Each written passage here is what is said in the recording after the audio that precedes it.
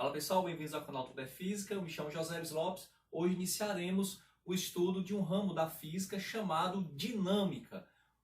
Esse ramo dinâmica se preocupa não só com o movimento em si, mas também com a causa desse movimento. E nós vamos iniciar com um assunto muito importante, muito conhecido, chamado leis de Newton. Isaac Newton, grande físico, considerado o pai da física clássica, ele estabeleceu 3 leis para o movimento. Vamos a elas. A primeira lei chama-se inércia. E o que seria a inércia? Isaac Newton, ele define a inércia como a capacidade que um corpo tem de permanecer em repouso ou então em movimento retilíneo uniforme. E ele só vai sair desse estado de inércia se uma força resultante diferente de zero atuar sobre ele. Por exemplo, uma mesa que está em repouso sobre o solo, ela permanecerá em repouso, a não ser que uma força ou que alguém exercendo força empurre essa mesa e aí sim ela saia da inércia. Um ônibus espacial no espaço sideral, se movendo com os motores desligados, indo apenas com movimento retilíneo uniforme, ou seja, como não há força de resistência, esse ônibus espacial permanecerá em movimento reto, retilíneo e com velocidade constante. Também é inércia, velocidade constante e movimento retilíneo. Então nós temos os dois casos para a inércia. Quando o corpo está em repouso, como eu já falei, nesse caso a velocidade é zero, e quando o corpo está em movimento reto, retilíneo e uniforme. Ou seja, a velocidade não é zero, no entanto, ela é constante. Nesses dois casos, a velocidade só vai mudar se houver uma força resultante não nula, diferente de zero, que atue sobre ele. Tá? Então a força é esse agente capaz de alterar velocidades. Para acontecer mudança de velocidade, tanto do seu módulo, ou seja, da sua intensidade, como da sua direção, deve-se haver uma força não nula. Falaremos mais sobre isso em outros vídeos. Segunda lei. Princípio fundamental da dinâmica é que você tem uma equação bem simples. Você tem um corpo de massa m, você empurra esse corpo de massa m com uma força, vou chamar de força resultante, Fr. Esse corpo sairá do repouso, ou seja, ele terá sua velocidade alterada, então você vai ter uma aceleração, esse corpo vai ter uma aceleração. E Isaac Newton percebeu que a força resultante é igual ao produto da massa pela aceleração. Então, de forma bem simples, se um corpo tem 6 kg, ele é empurrado de tal forma que ele adquira uma aceleração de 2 metros por segundo ao quadrado. A força, como já o Newton conseguiu, ele descobriu que é massa vezes aceleração, você só multiplica a massa pela aceleração. 6 vezes 2, 12. 12 o quê? Quilogramas, porque a massa tem 100 quilogramas, metro por segundo ao quadrado. No entanto, depois de um tempo, depois que Newton já tinha morrido, para homenagear o físico, substituíram essa unidade, quilograma metro por segundo ao quadrado, por simplesmente Newton. Então, ao invés de eu colocar 12 kg vezes metros por segundo ao quadrado, eu coloco simplesmente 12 newtons. Então, sempre a força resultante é igual a massa vezes a aceleração. Só que eu posso ter mais de uma força atuando nesse corpo. E aí eu vou ter que somar essas forças para que eu possa ter a força resultante. Só que aqui a força é uma grandeza vetorial. Eu tenho que levar em consideração não só o valor dessa força, mas também a direção e o sentido. Então eu não vou somar como se estivesse somando um número qualquer. E aí eu vou falar aí mais sobre isso nos próximos vídeos, como calcular a força resultante que atua em um corpo. Uma observação, ainda dentro da segunda lei. Peso e massa. É muito comum, o senso comum nos diz isso, confundirmos peso com massa.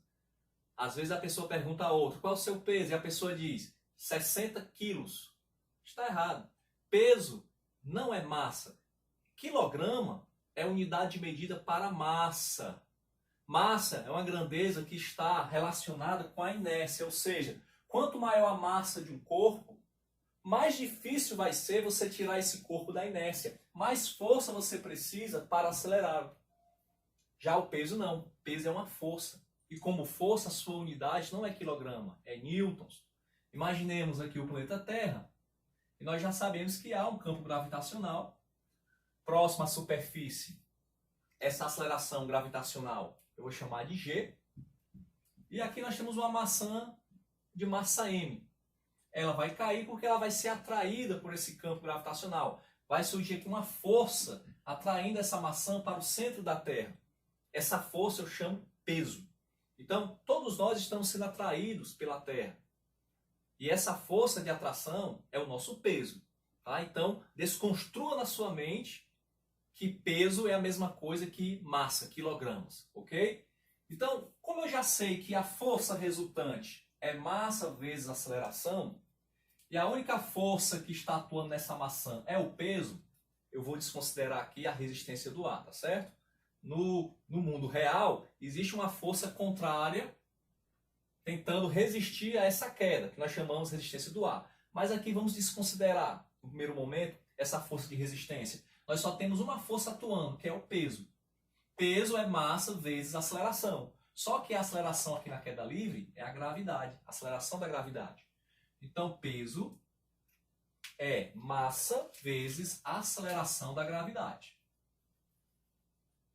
Ok? Então, se uma pessoa tem massa de 70 quilogramas, ela não vai ter um peso de 70. O peso dessa pessoa vai ser 70 vezes a gravidade. No caso, a gravidade aqui na superfície da Terra é aproximadamente 10 metros por segundo ao quadrado. Então, o seu peso vai ser 700 newtons. Mas se essa pessoa for para a Lua, a massa dela permanece 70, porque a massa não muda. Em qualquer lugar do universo, a massa é constante. No entanto, lá na Lua, a gravidade não vai ser 10. A aceleração da gravidade vai ser 1,6, bem menor. Então, aqui na Terra, o peso na Lua vai ser 70 vezes 1,6. E aí nós teríamos o seguinte resultado. Vamos ter aqui 42, 0, tá? Um errozinho aqui. 112 newtons. Tá? Então lá na Lua, as coisas têm pesos menores que aqui na Terra. Por isso que seria muito mais fácil erguer algum peso, algum objeto lá na Lua do que aqui na Terra. Porque a força gravitacional, o peso que atrai os corpos lá na Lua é bem menor do que o que atrai aqui na Terra. Ok? Para finalizarmos, terceira lei, ação e reação. É muito comum também estudantes falarem que ação e reação quer dizer tudo que vai e volta. Não é isso.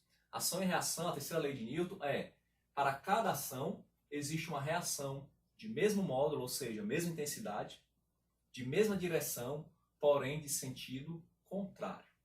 Um exemplo bem comum, uma colisão entre um caminhão e um automóvel.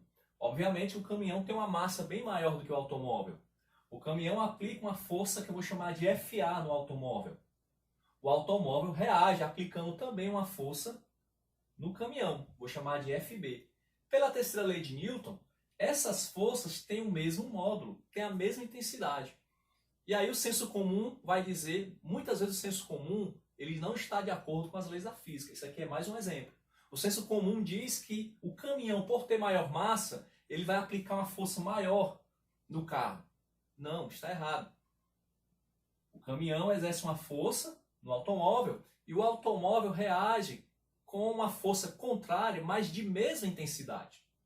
Tudo bem, o carro ele vai sofrer maior dano, ele vai sofrer maior estrago por conta da sua massa que é pequena. No entanto, as forças têm a mesma intensidade. As mesmas direções, direções iguais. Como assim direção igual? Olha o senso comum de novo aí errando. A gente confunde direção com sentido. A direção da força FA é a mesma da força FB. É a direção horizontal. Então as duas são horizontais, mesma direção. Agora os sentidos são diferentes, sentidos contrários. Uma é para a direita e a outra é para a esquerda. Então não confunda direção com sentido. Direção horizontal. Aí você pode ter o sentido esquerda, direita, norte, sul, leste, oeste. Esses são os sentidos. Direção vertical. Você pode ter o sentido para cima ou para baixo. Ok? Então, numa só direção você pode ter 2 ou mais sentidos, dependendo se é em 2 dimensões ou em 3. Ok? Então, essas são as 3 leis de Newton. Farei outros vídeos fazendo alguns exercícios, explicando com mais detalhes como se calcula a força resultante em um corpo. E eu espero que vocês tenham gostado. Se sim, peço que vocês se inscrevam no canal, dê um like no vídeo. Aguardo você nos próximos vídeos. Bons estudos!